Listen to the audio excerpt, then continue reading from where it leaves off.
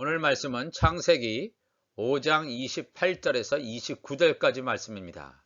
말씀 제목은 구원받을 자들을 측량하는 시대다 하는 제목으로 말씀을 잠시 나누기를 원합니다. 먼저 본문을 제가 봉독해 드리겠습니다. 라멕은 182세에 아들을 낳고 이름을 노아라 하여 이르되 여호와께서 땅을 저주하심으로 수고롭게 일하는 우리를 이 아들이 안위하리라 하였더라. 아멘. 지난주에는 모든 사람을 나누는 때라는 제목으로 양과 염소의 비유에 대해서 살펴봤습니다.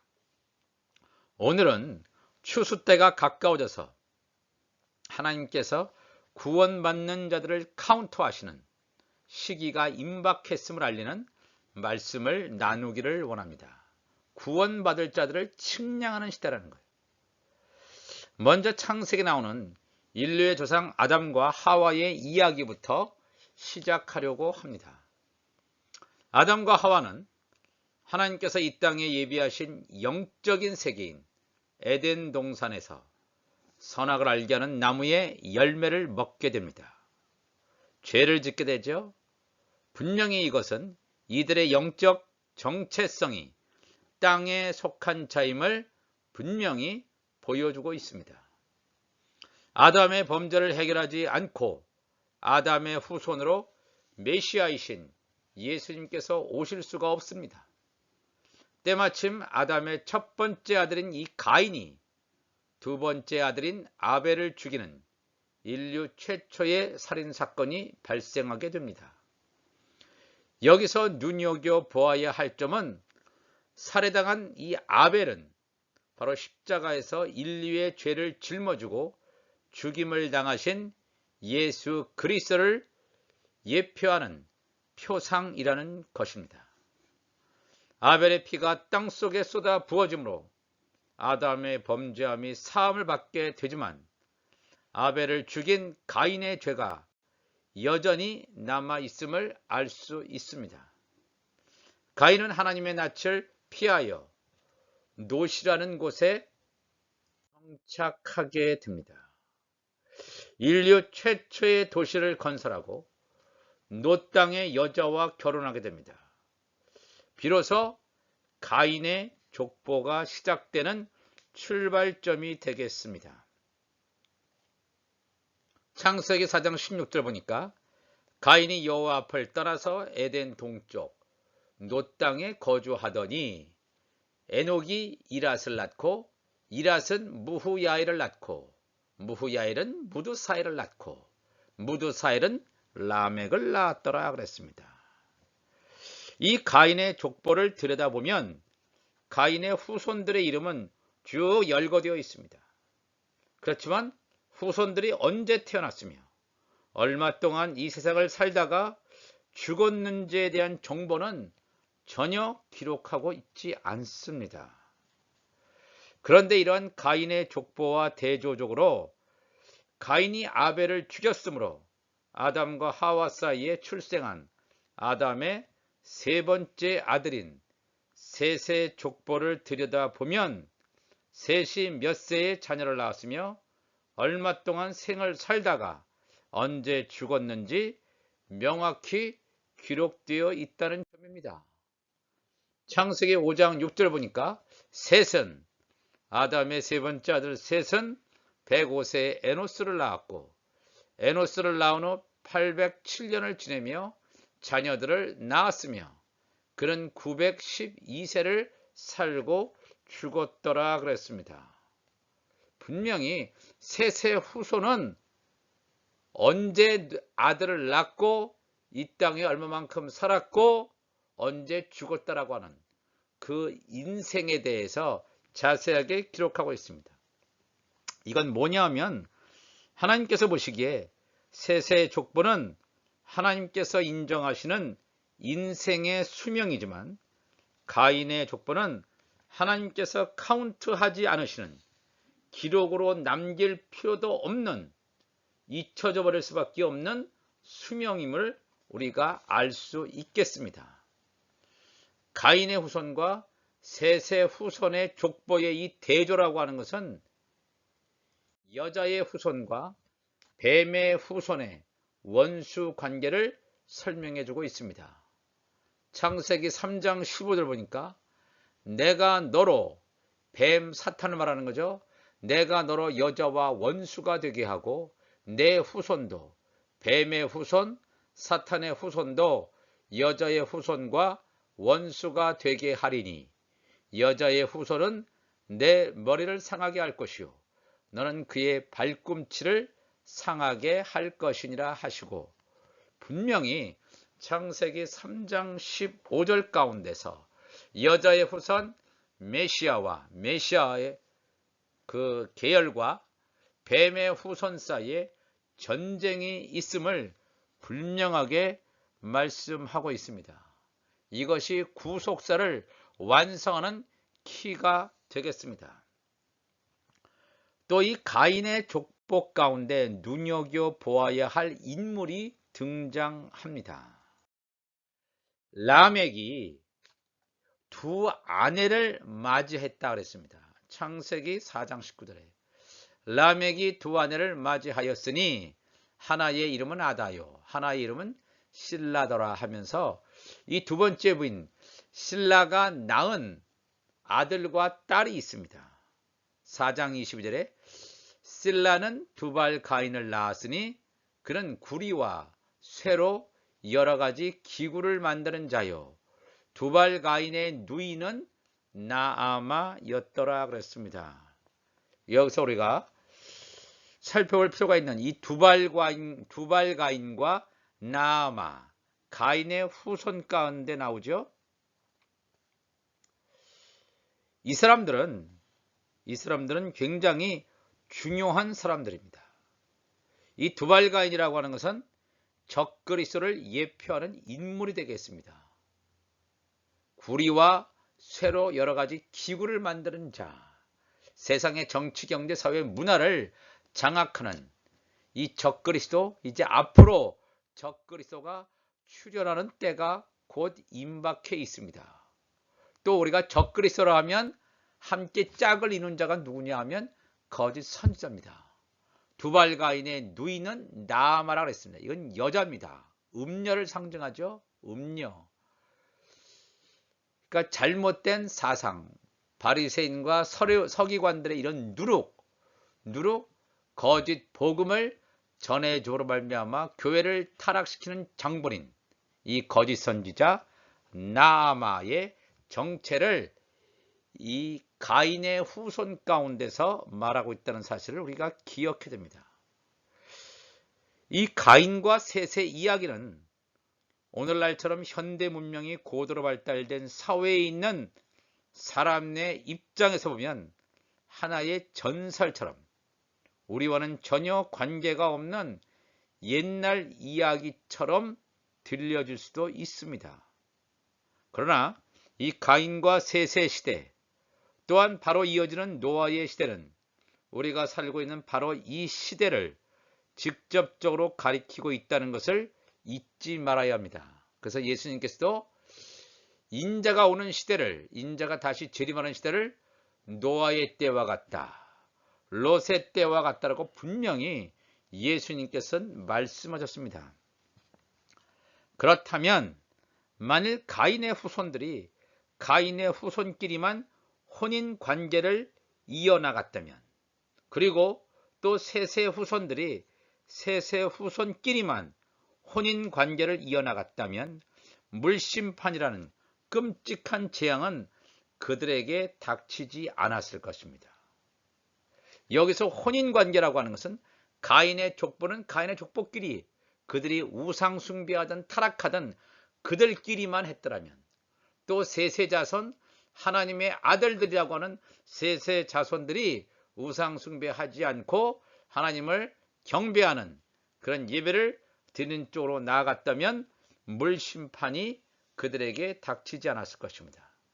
그러나 창세기 6장에서 언급하듯이 하나님의 아들들이라고 지칭되는 셋의 후손들, 창세기 6장 1절에 나오죠. 사람이 땅 위에 번성하기 시작할 때에, 그러니까 셋의 후손들, 가인의 후손들이 지금 폭발적으로 번성합니다. 그들에게서 딸들이 나니, 하나님의 아들들 셋의 후손들이 사람의 딸들, 이 가인의 후손들의 아름다움을 보고 자기들이 좋아하는 모든 여자를 아내로 삼는지라. 여호와께서 이르시되 나의 영이 영원히 사람과 함께 하지 아니하리니 그랬습니다.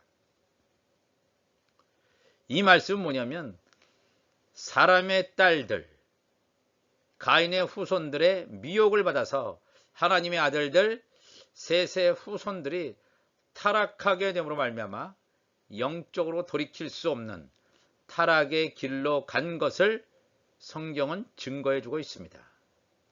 하나님의 구속사라고 하는 것은 여자의 후손과 뱀의 후손 사이의 전쟁이지만 셋의 후손과 가인의 후손의 영적 간음으로 인한 영적인 타락이라고 하는 것은 결과적으로 세상이 물로 심판받게 된다는 것입니다. 그렇지만 그 가운데에서 구원받는 노아와 가족의 구원의 역사로 마무리되는 이 노아 시대의 이 역사는 바로 앞으로 다가올 마지막 예수 그리스도의 재림 직전의 시대, 오늘 살아가는 이 시대와 예수 그리스도의 재림으로 하나님 나라 완성을 이루는 이 시대를 조명해 주고 있다는 사실을 우리가 분명히 알아야 됩니다. 우리가 살고 있는 시대가 바로 뱀의 후손인 가인의 후손, 여자의 후손인 셋의 후손이 뒤섞여서 살고 있는 시대라는 것입니다. 오늘의 시대는 셋과 가인의 시대를 그대로 조명해 주고 있습니다. 가인의 후손 중에 적그리스도의 예표인 두발가인, 또 거짓 선지자의 예표인 나아마가 직접 나타날 시점에 거의 다가와 있다는 것입니다. 이렇듯 긴박하게 돌아가는 하나님의 시간표를 보고 하나님의 자녀들은 어떻게 이 상황에 대처해야 합니까? 라는 질문이 자연스럽게 나오지 않을 수가 없습니다. 그렇죠?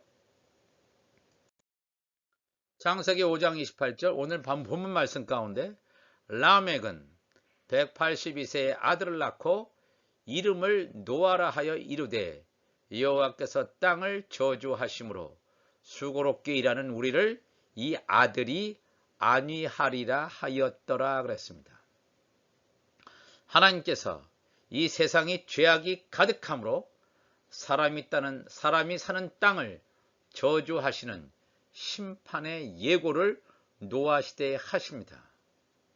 그런데 심판에 앞서서 하나님께서는 이 노아라고 하는 하나님의 자녀를 세우셔서 창세 전에 어린 양의 생명책에 기록된 하나님의 자녀들 또 하나님의 종들을 구원하시는 구속사의 완성을 이루신다는 것입니다. 심판이 오기 전에 하나님의 구속사를 완성하고 그 다음에 심판이 이루어진다는 사실을 노아 시대를 통해서 우리가 알 수 있겠습니다.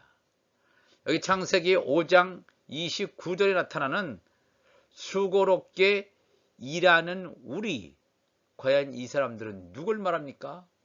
노아 시대에 수고롭게 일하는 자는 사실 노아만 그랬습니다. 노아의 가족들도 노아가 하나님을 향해서 일하는 하나님 나라 완성을 향해서 달려가는 하나님의 뜻을 노아의 가족들은 잘 알지 못했습니다. 노아 같은 자들이 수고롭게 일하는 자들입니다. 수고롭게 일하는 우리를 이 아들이 안위하실 것이다. 수고롭게 일하는 자들이라고 하는 것은 복음을 가지고 증거하는 하나님의 자녀들이 되겠습니다. 물 심판 이전에 하나님께서 노아를 예비하십니다. 방주를 만들게 하십니다.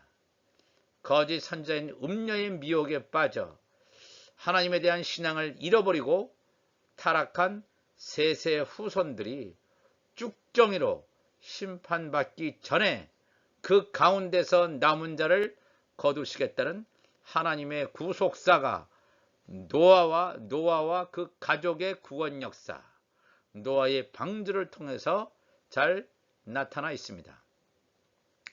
이 노아의 방주라고 하는 것은 창세기 6장 14절에 나타나 있죠. 하나님께서 노아를 불러서 너는 고페르 나무로 너를 위하여 방주를 만들되 그 안에 칸들을 막고 역청을 그 안팎에 칠하라. 내가 만들 방주는 이러하니 그 길이는 300규빗, 너비는 50규빗, 높이는 30규빗이라. 거기에 창을 내되 위에서부터 한 규빗에 내고 그 문은 옆으로 내고 상중하 3층으로 할지니라 그랬습니다. 노아의 방주의 구조는 상중하 3층으로 이루어졌다 그랬습니다. 이 구조는 하나님께서 모세에게 말씀하신 성막의 구조와 동일합니다. 성막의 구조를 보면 지성소, 성소, 성막의 안뜰, 펜스 안뜰, 성소 바깥 그 펜스 안에 성막의 안뜰로 되어 있습니다.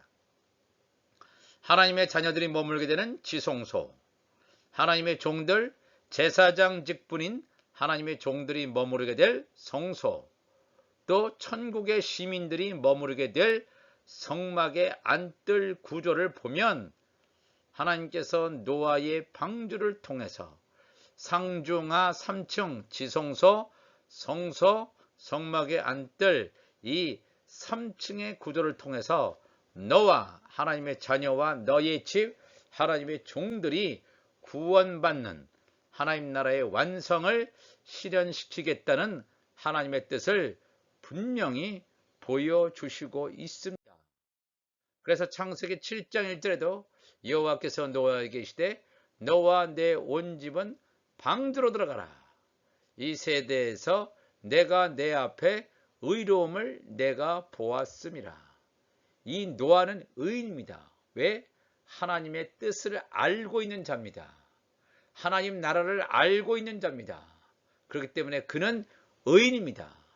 그렇기 때문에 하나님께서 이 노아를 통해서 하나님 나라 완성을 하시겠다는 하나님의 뜻을 말씀하고 있습니다. 너와 내 온 집은 열방이 방주로 들어가는, 열방이 구원받는 이 마지막 시대를 그대로 노아의 시대를 통해서 조명해 주고 있습니다. 요한계시록 11장의 말씀을 보면 또 내게 지팡이 같은 갈대를 주며 말하기를, 일어나서 사도 요한이죠. 사도 요한에게 지팡이 같은 갈대를 주며 말하기를 일어나서 하나님의 성전과 제단과 그 안에서 경배하는 자들을 측량하되 성전 바깥 마당은 울타리 바깥에 있는 성막 바깥에 있는 성전 바깥 마당은 측량하지 말고 그냥 두라. 이것은 이방인에게 주었은즉 그들이 거룩한 성을 42달 동안 짓밟으리라 그랬습니다. 이 시대는 앞으로 다가올 7년 대환란의 기간을 예고해 주고 있는 말씀입니다. 지팡이 같은 갈대라고 하는 건 성전을 측량하는 도구가 되겠습니다. 성전을 측량한다는 것은 뭐냐면 하나님의 성전 지성소, 또 이 제단 성소, 그 안에서 경배하고 있는 자들, 성막의 안뜰에 있는 지성소, 성소, 성막의 안뜰에 있는 예배하는 자들을 이런 지팡이 같은 갈대를 통해서 측량한다는 것입니다. 즉 구원받을 자들을 카운트한다는 것입니다. 구원받을 자들을 측량한다는 것은 구원받을 자들을 카운트한다는 뜻이 되겠습니다.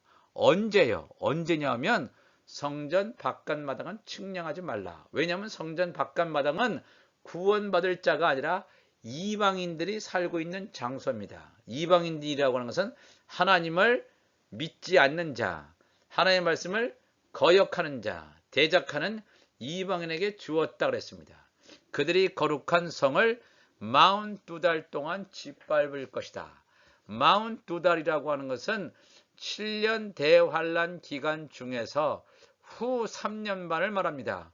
전 3년 반이 아니라 후 3년 반 기간 동안은 이방인들에게 하나님의 말씀을 대적하는 자들에게 후 3년 반이 주어졌다는 것입니다.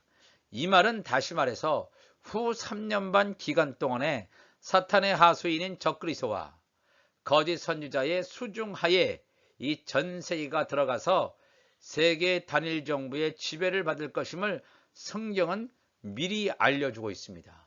그렇다면 후 3년 반 이방인에게 짓밟히는 그 기간 전에 하나님의 성전, 제단, 그 안에서 경배하는 자들을 카운트하는 것은 그 전 후 3년 반이 되기 전에 구원받을 자를 측량할 것임을, 구원받을 자를 카운트할 것임을 분명히 성경은 우리에게 가르쳐 주시고 있습니다. 말씀이 굉장히 중요하죠. 그러니까 우리가 살고 있는 이때는 뭐냐면 구원받을 자들을 측량하는 시대입니다. 구원받을 자들을 카운트하는 시대에 우리가 살고 있습니다. 그래서 창세기 5장 29절의 이름을 노아라여 이르되 여호와께서 땅을 저주하심으로 수고롭게 일하는 우리를 이 아들이 안위할 것이다 그랬죠. 안위할 것이다. 이 땅에 영적 타락이 가득한 때에 하나님의 자녀들로 부름을 받은 사람들은 어떻게 해야 할까요? 우리들은 영의 양식인 천국 복음을 열방에 나누어주는 수고롭게 일하는 복음의 전사들이 되어야 할 것입니다. 이제나 저제나 하나님의 자녀들, 어부들, 사람을 낚는, 물고기를 낚는 어부들, 사람을 낚는 어부들이 나타나기를 간절히 기다리고 있는 이 물고기들, 하나님의 종들의 애타는 심령을 우리가 영적으로 감지해야 됩니다. 노아가 방주를 준비하였던 것처럼 우리들도 말씀의 방주를 준비하는 자들이 되시기를 간절히 축원합니다. 로마서 8장 18절에 사도 바울은 이 시대를 분명히 알고 이렇게 증거합니다. 생각하건대 현재의 고난은 장차 우리에게 나타날 영광과 비교할 수 없도다. 우리에게 하나님의 자녀들에게는 고난이 있습니다. 요셉이 하나님의 자녀를 나타내는 예표 아닙니까? 요셉이 고난을 당했습니다. 왜? 피조물이 고대하는 그 시점에 들어가서는 하나님의 자녀들이 고통을 당해요. 그러나 피조물이 고대하는 바는 하나님의 아들들이 나타나는 것이니 하나님의 아들들, 하나님의 자녀들, 복음을 던져주는 어부들이 나타나기를 피조물들, 제사장 나라의 직분을 감당하는 이런 물고기들, 하나님의 종들은 그렇게 하나님의 아들이 나타나기를 원한다는 것입니다. 바로 우리가 살고 있는 이 시대가 되겠습니다. 물고기들이 그물에 잡혀지기를 원해요. 그물 천국 복음에 들어가기를 원합니다. 그러나 정말 이 땅 가운데 하나님의 말씀이 제대로 전해지지 않음으로 말미암아 이 물고기들이 지금 탄식하고 있어요. 탄식하고 있는 이 상황 가운데 우리가 업으로 준비되어지는 사람이 되시기를 바랍니다. 누가복음 5장 4절에도 예수님께서 말씀을 마치시고 시몬에게 이르시되 깊은 데로 가서 그물을 내려 고기를 잡으라. 시몬이 대답하여 이르되 선생님, 우리들이 밤이 새도록 수고하였으되 잡은 것이 없지만은 말씀에 의지하여 내가 그물을 내리리이다 했습니다. 예수님과 베드로와의 만남의 사건입니다. 깊은 데로 가라. 갈릴리 바다의 깊은 곳을 말하는 것이 아니라 하나님의 깊은 곳에 갔을 때 우리가 말씀을 깨닫고 심령밭에 말씀을 담고 심령밭에 담겨진 이 말씀을 내려놓는 것입니다. 그물을 내려놓는 것입니다. 이 시대가 오기 전까지는 밤이 새도록 수고하지만 율법 하에 인간의 노력, 인간의 어떤 도구를 사용해서 수없이 율법 하에서 수고했을 때는 잡은 것이 있을 수가 없습니다. 그러나 우리 안에 말씀을 담을 때, 천국 복음을 담고 그 때가 왔을 때 주님께서 말씀에 의지해서 그물을 내려놓으라고 했을 때 말씀에 의지하여 내가 그물을 내리리이다. 천국 복음을 열방에 던지리이다 했을 때에 이 그물에 가득 이 고기들이 몰려들어서 잡힌 것처럼 오늘도 우리가 이 시대를 살아가는 우리들에게 하나님이여 역사하여 주셔서 열방을 회복하는 천국 복음이 우리 안에 담겨질 수 있도록 하나님이여 도와주시옵소서. 구원받을 자들을 측량하는 이러한 시대에 살고 있는데 하나님이여 도와줘서 우리가 하나님의 자녀들이라면 하나님의 말씀을 담고 이 마지막 때를 준비하는 우리 모두가 되게 하여 주옵소서. 이 시간 우리 다 같이 기도하겠습니다. 하나님 아버지 감사합니다. 오늘 창세기 5장 28절에서 29절의 말씀을 통해서 구원받을 자들을 측량하는 시대에 살고 있는 우리들에게 이 하나님의 말씀이 계속해서 기름 부어지게 도와주시고 창세기부터 요한계시록까지 이 말씀이 열려지는 이때에 이 말씀을 내 심령밭에 담고 이 말씀을 통해서 우리의 육이 죽고 영이 사는 놀라운 하나님의 역사를 이루어 주옵소서. 우리 주님 감사하며 예수님의 이름으로 기도하옵나이다. 아멘.